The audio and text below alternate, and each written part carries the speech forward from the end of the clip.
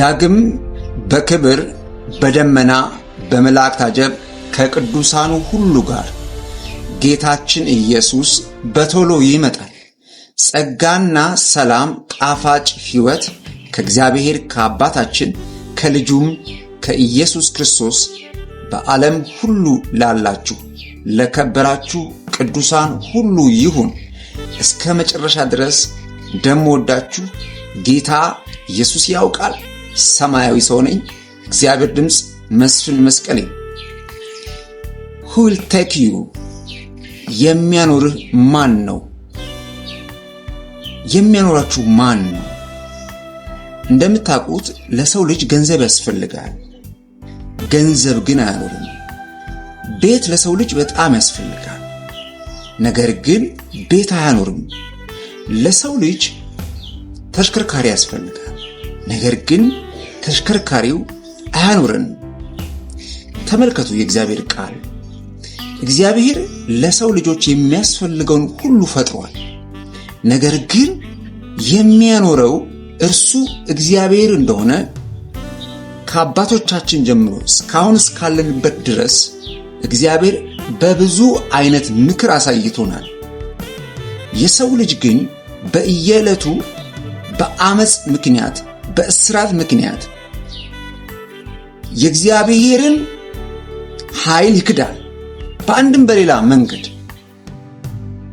ወንድሞቼና እህቶቼ ያለንበት ዘመን የመጨረሻው ዘመን ከመሆኑ ጋር ተያይዞ በሰዎች መካከል ሰይጣን እቺም ዓለም ሰዎችም ብዙ ጥያቄ ሊያነሱ ይችላሉ።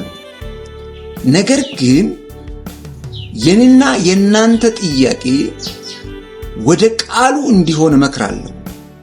ስለኛ ስለሚያኖረን ጌታ ራሱ ስለኛ ምን ይላል የሚለውን ነገር ሁል ጊዜ መመልከት ያስፈልጋል። ኮሮና በመጣ ዘመን ጊዜ ዓለምና ምናልባትም በገንዘብ ትዕቢት የተነፉ በአብታቸው ትዕቢት የተነፉ በተለያየ አይነት ትዕቢት የተወጠሩ ሰዎች ሀብታቸው ገንዘባቸው ምናልባት ቤታቸውም ጭምር ተሽከርካሪያቸውም ጭምር የትኛውም አይነት ነገር የምድር ኃይል እንደማያድነው እንደማያኖረውም አውቆ ተገንዝቦ አልፏል። አሁንም ባለንበት ዘመን ልንማር ልናውቅ የሚገባን ነገር የሚያኖረን ጌታ እንደሆነ ልናውቅ ይገባል።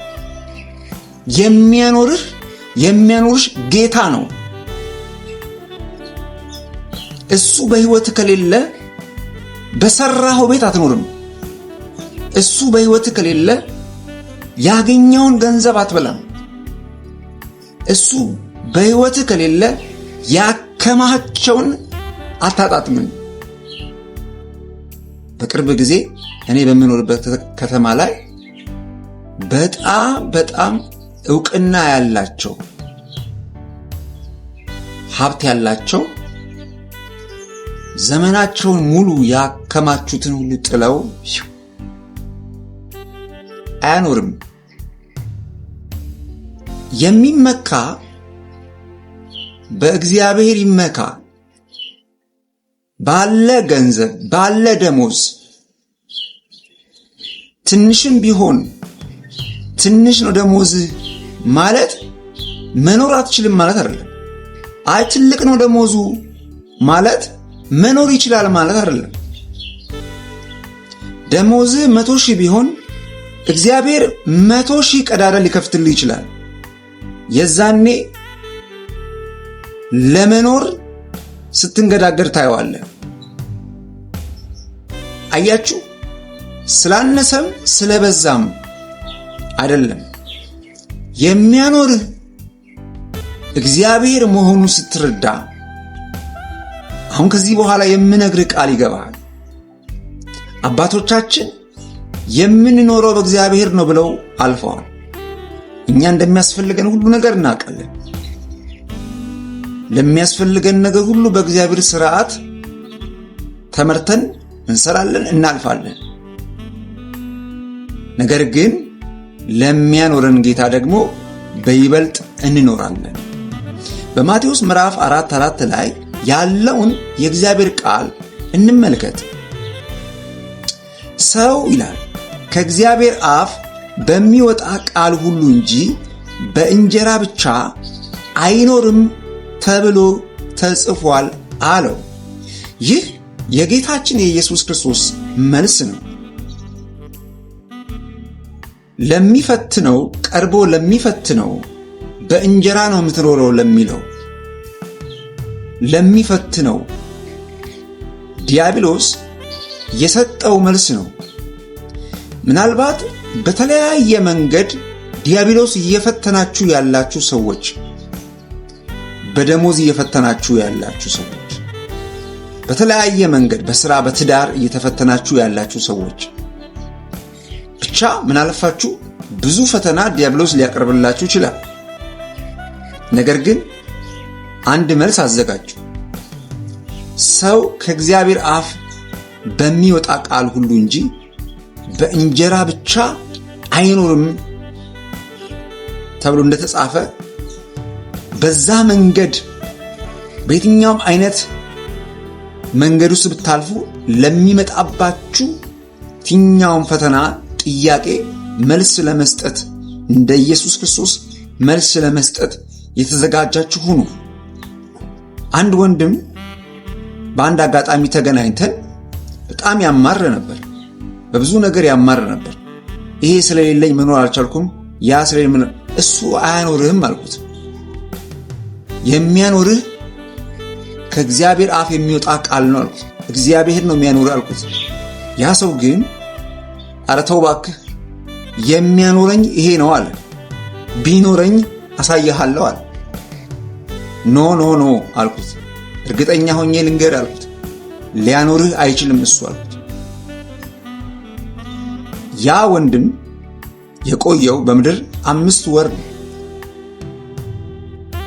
እኔ በጣም አዘንኩ፣ ልቤ ተሰበረ። ምን አለበት ያንን መልስ ባይሰጥ? ምን አለበት እግዚአብሔር ነው ቢል? አያችሁ፣ የሚያኖራችሁ እግዚአብሔር መሆኑን ስታውቁ በሕይወት ትኖራላችሁ። የማትበሉትን እንጀራ ቢሰጣችሁ ምን ዋጋ አለው? እግዚአብሔር እኮ በበሽታ አፋችሁን ይዘጋል። እግዚአብሔር እኮ በተለያየ መንገድ ያከማቻችሁትን ገንዘብ የያዛችሁትን ሀብት እንዳትበሉ ቁጫሩ። ብዙ የታሰሩ እኮ አሉ። በተለያየ መንገድ ብዙ የታሰሩ አሉ። እነዛን የሚፈታ እግዚአብሔር ነው። ስለዚህ የሚያኖርህ እግዚአብሔር መሆኑን እወቅ። የሚያኖረኝን አውቃለሁ፣ ለሚያኖረኝ ጌታ እኖርለታለሁ፣ ክብር ሰጠዋለሁ። የሚያኖረኝን አውቃለሁ፣ ለሚያኖረኝ ጌታ እኖርለታለሁ፣ ክብር ሰጠዋለሁ። ስለዚህ ለእግዚአብሔር ክብር ስጡት፣ ለሚያኖራችሁ ክብር ስጡት። እግዚአብሔርም ያኖረናል። ኢየሱስ ይመጣል፣ ተዘጋጁ ብያችኋለሁ። ተባረኩ። ወዳችኋለሁ። እስከ መጨረሻ we love you።